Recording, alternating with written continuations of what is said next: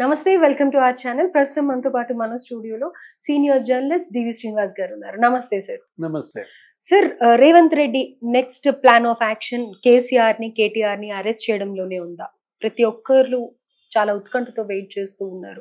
Already KTR arrest కి సంబంధించిన planning అంతా జరిగిపోయిందని, ఆమోదం కూడా వచ్చేసిందని చెప్పేసి అంటూ ఉన్నారు. ఇది ఎంతవరకు వాస్తవం? ఆల్రెడీ కల్వకుంట్ల కుటుంబంలో ఒకరు జైలుకి వెళ్ళారు, బయటకు వచ్చారు, బెయిల్ పైన ఉన్నారు. ఎవరు? కవిత. తిహార్ జైల్లో ఢిల్లీ మద్యం కుంభకోణం ఎంత, అది 100 కోట్లు ఏమో అనుకుంటాను.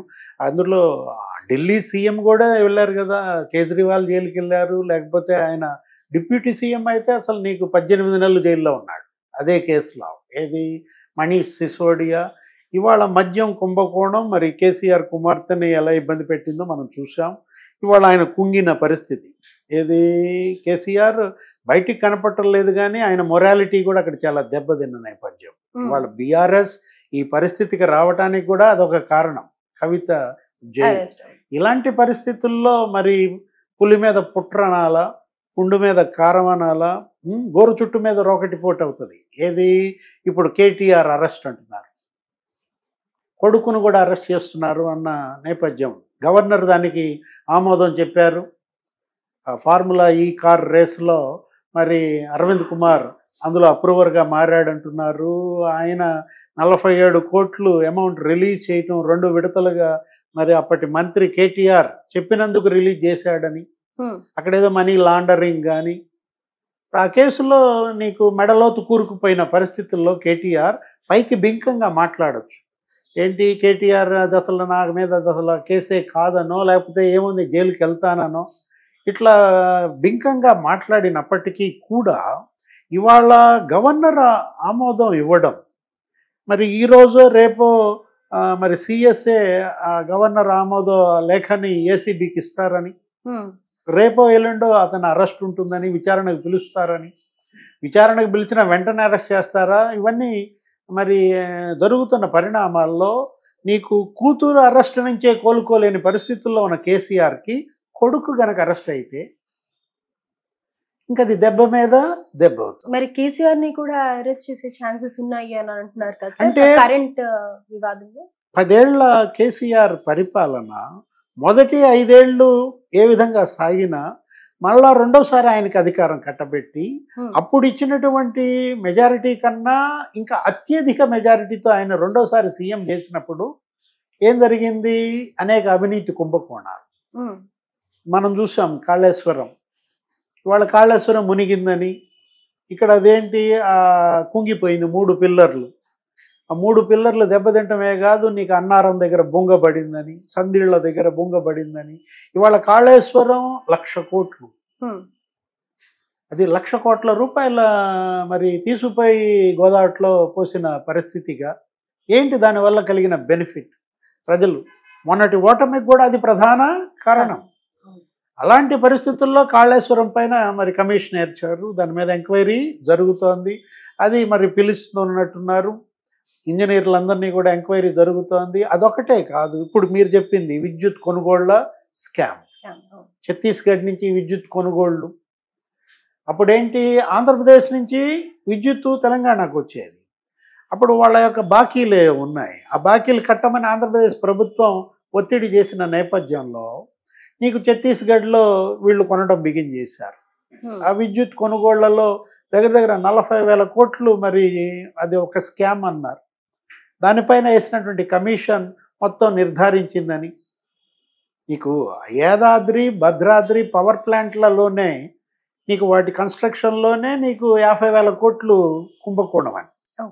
భద్రాద్రి పవర్ ప్లాంట్ కానీ యాదాద్రి పవర్ ప్లాంట్ కానీ అప్పట్లోనే నీకు ప్రతిపక్ష నాయకుడిగా రేవంత్ రెడ్డి అక్కడికి వెళ్ళి ధర్నాలు కూడా చేశారు. ఏది?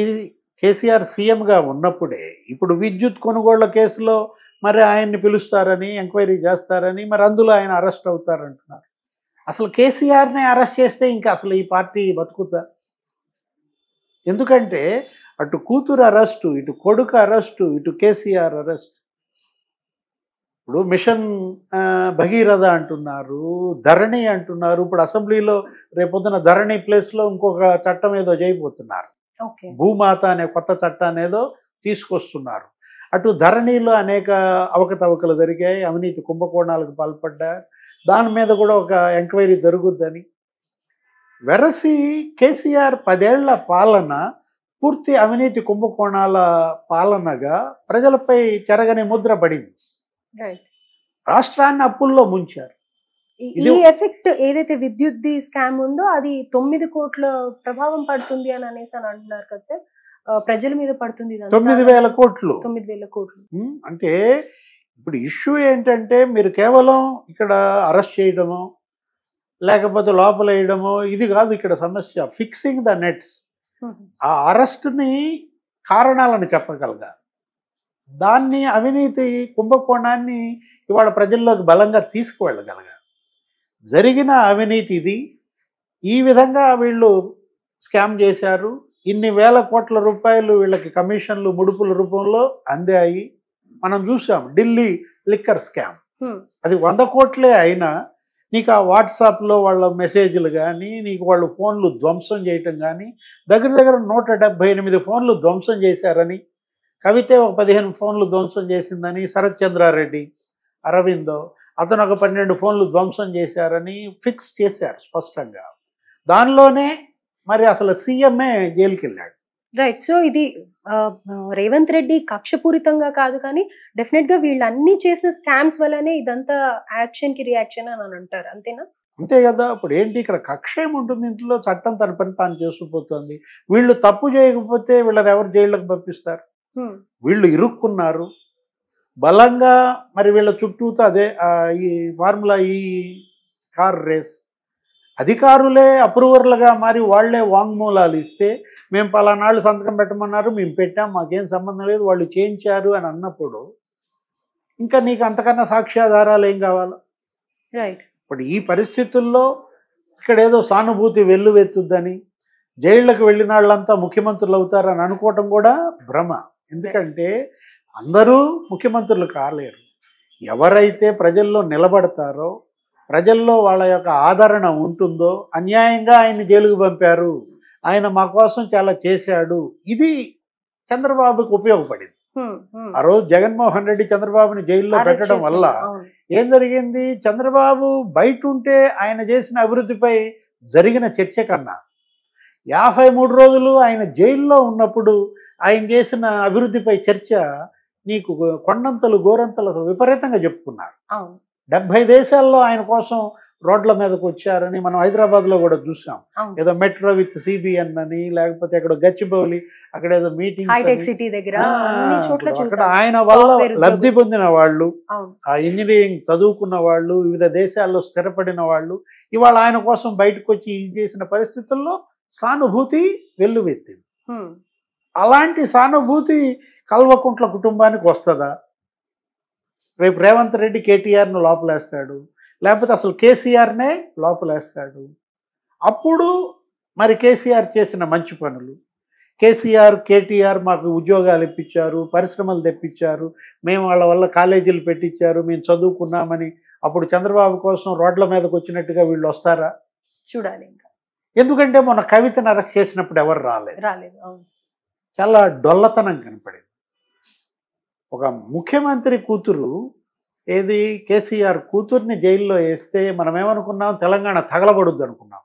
అంత రోడ్ల మీదకి వస్తారని. తెలంగాణ ఆడపడుచు అయ్యుండి తను ఆ స్కామ్ చేయడం ప్రతి ఒక్కరిని చాలా ఆలోచింపజేసింది. అంటే ఏంటి? ప్రజలు తెలివిగలాడు.